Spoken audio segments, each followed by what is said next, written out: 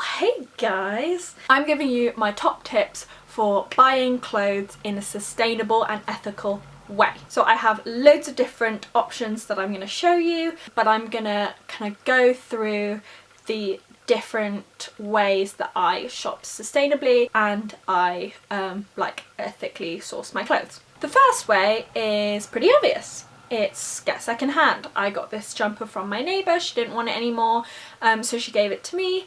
She also gave me some jumpsuits and some skirts, and I had a look through, and the others we took to the charity shop.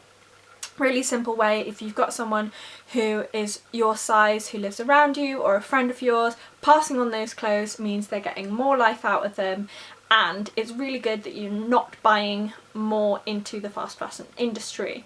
Nobody is perfect, and you can't jump straight away to only having ethical brands because often a lot of them can be quite expensive. So a really good way to do that is you can still wear high street brands, but if you source them sustainably, so going second hand or getting them from charity shops, and you'll kind of see that throughout this video. So as I just mentioned, you can shop from sustainable brands. I've got a couple options here. So these are brands that I have collaborated with, but they have not asked me to film this video. I'm filming this on my own. So I work with Organic Basics. They do basic clothing. So I've got my underwear, really comfy. They do kind of vest tops, they do leggings, they do sportswear. It's incredible material. It's really soft. It's my favourite items of clothing. They're all sustainably made and ethically sourced, and it's a really wonderful company. However, it's slightly more expensive, so do not worry if you can't go there straight away. But if you do have the funds, I definitely would suggest them because they are incredible. My second company is Nobody's Child. I've got this jumpsuit from Nobody's Child. I will try and set a photo as well. These guys do a smaller range, so they come out with kind of collections that are smaller and less frequent, and they also are ethically sourced and a sustainable company, so really focusing on how they're paying their workers, the materials they're using, and it's really wonderful. They're so cute. They are reasonably priced, so I would definitely suggest going over. There are photos of their clothes all over my Instagram because I love them dearly. So that is option number 2, is going to shop from specifically sustainable brands. Option number 3, and this is where my tips are beginning to come in. Now, this is about thrifting / charity shop shopping, because in the UK we don't really have thrift stores, we have charity shop. Go frequently, because there is a lot and sometimes it can be overwhelming and you can miss a lot. Also, the stock comes in quite regularly, so you need to go often to kind of know what's in there, and once you go in often you'll start to know the price range, you'll start to gauge what kind of items go in there. If you are going to maybe a more expensive city, then there are going to be more designer clothing. If you're going to a small town, there's not necessarily going to be as much, but the prices might be lower. So it kind of depends what you're looking for. So my tip is, if you want designer, go to a more expensive city, but if you just want regular, go to a small town. Small towns often have more charity shops. I also would suggest trying things on.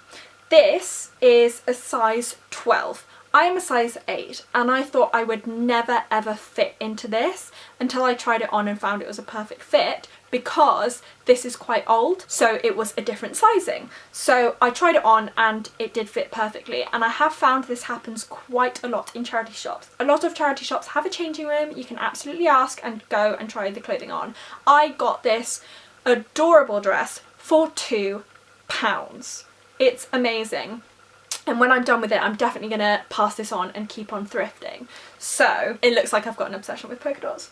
They're just cute. So go frequently, try things on, and be diligent. Always look through as many shelves as possible. You don't know when you're going to find a hidden gem. Next option, I forgot what number. Shop vintage. I used to go to vintage sales in Bath, because I used to live in Bath. And they would have them in like the Guildhall. They often do them in Plymouth, and they just kind of set up vintage stores. And I got this adorable yellow sundress, and it was slightly pricier because it's vintage, but I use it all the time and I know that its life has been continued because I bought it secondhand, and so it's a really good way of kind of bringing a piece of clothing back to life.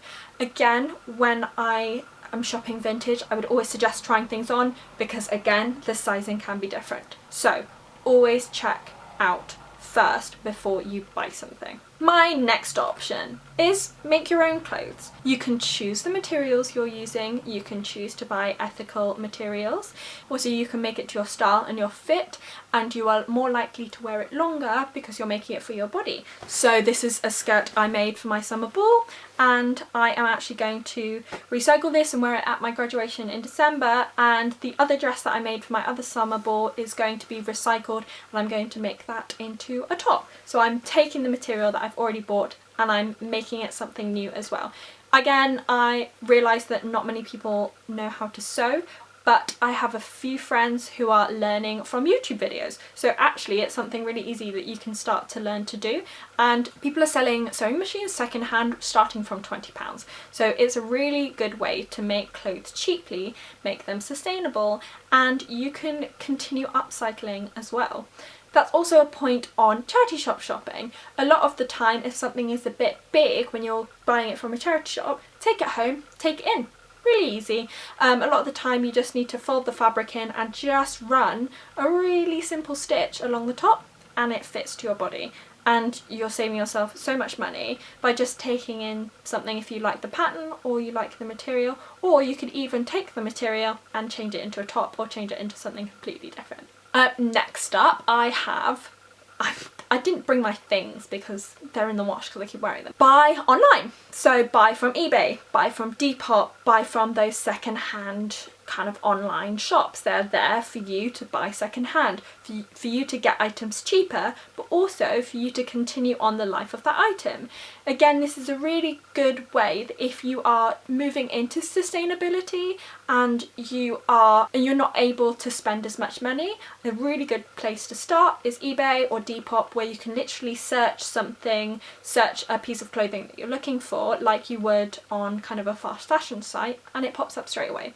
A lot of people will be selling them and you can find exactly what you want but for cheaper. I think my last piece of advice is don't be hard on yourself.